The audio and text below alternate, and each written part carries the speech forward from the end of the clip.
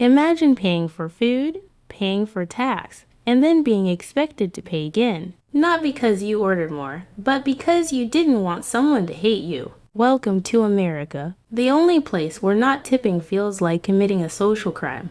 And what's even stranger, Americans don't just expect tips. They get genuinely angry if you don't leave one. But why? Why does tipping in the US feel mandatory, emotional, and personal, while in many other countries, it's optional or even rude? And here's the real question nobody asks out loud.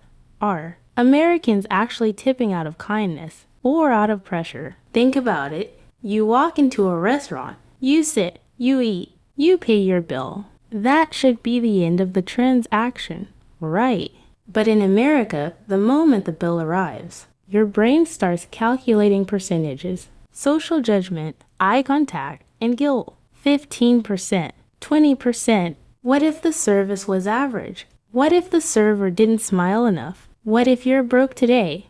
And why does it feel like your moral character is being judged based on a few extra dollars? Here's the problem most outsiders, and even many Americans, struggle to understand. In the US, tipping isn't just money. It's identity, it's respect, it's survival. And the entire system quietly shifts responsibility from employers to customers without most people ever questioning it. Let's slow this down. In many American states, servers don't earn a normal minimum wage. Some are legally paid as little as $2 or $3 an hour. Let that sink in. Their rent, food, gas, healthcare, and entire livelihood depend on tips. Not bonuses, not extra rewards. Tips are the salary. So when someone doesn't tip, it doesn't feel like a neutral choice. It feels like someone chose to take money out of their pocket.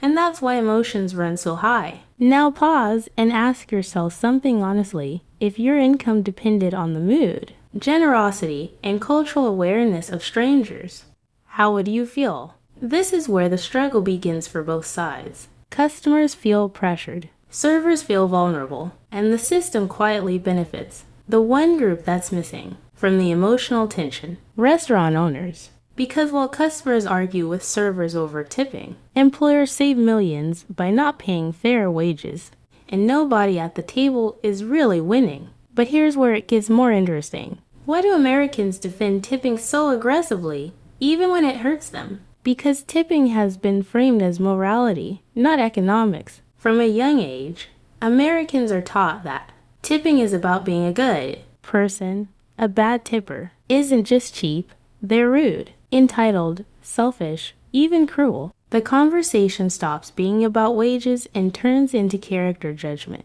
And once something becomes a moral issue, logic takes a back seat. Have you noticed how people rarely say, I tip because the system is unfair? Instead, they say, if you can't afford to tip, don't eat out. That one sentence alone reveals everything. Responsibility is placed on the customer, not the employer, not the law, not the industry.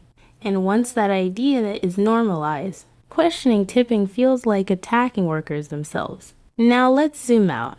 Compare this to countries like Japan, South Korea, or much of Europe. In Japan, tipping can actually offend people. Service workers are paid a proper wage. Pride is attached to professionalism, not emotional labor. The price on the menu is the price you pay. No guilt, no math, no anxiety. In Germany, service charges are often included. In France, it's built into the bill. In Australia, tipping exists, but it's small and optional, not emotionally enforced. Servers don't chase customers outside. No one stares at receipts. No one secretly rates your humanity based on a percentage. So why is America different?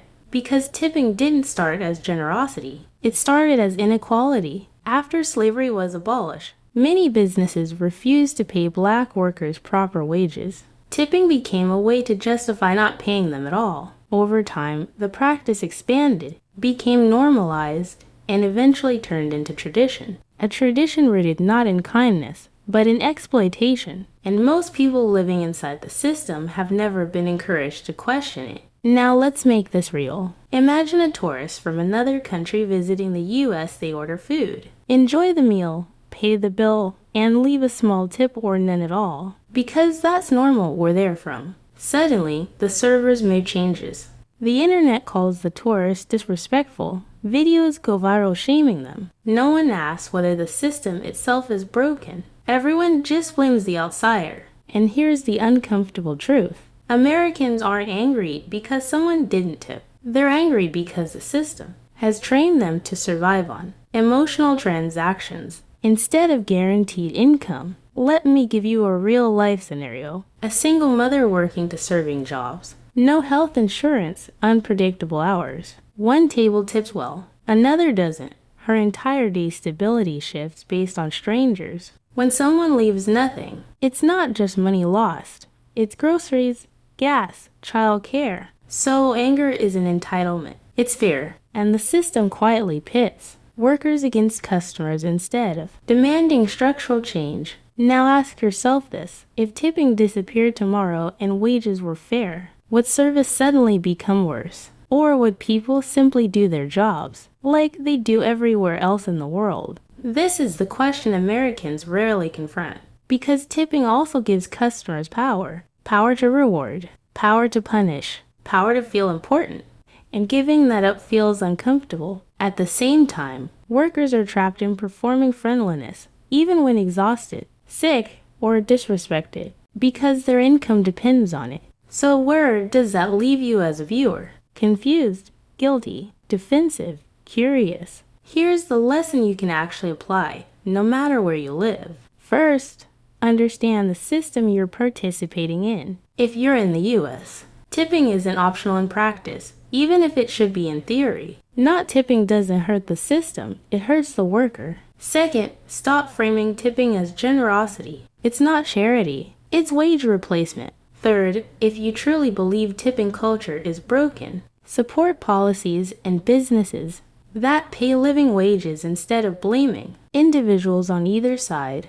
And if you're not American, here's a question worth asking. Should cultural expectations override fairness? Or should systems evolve when they clearly create stress, resentment, and inequality? Because the real issue isn't that Americans tip too much, it's that they've been forced into a system where tipping feels like moral obligation instead of optional appreciation. So the next time someone says, Americans are crazy about tipping, ask them this instead. Who benefits when customers and workers argue while employers stay silent?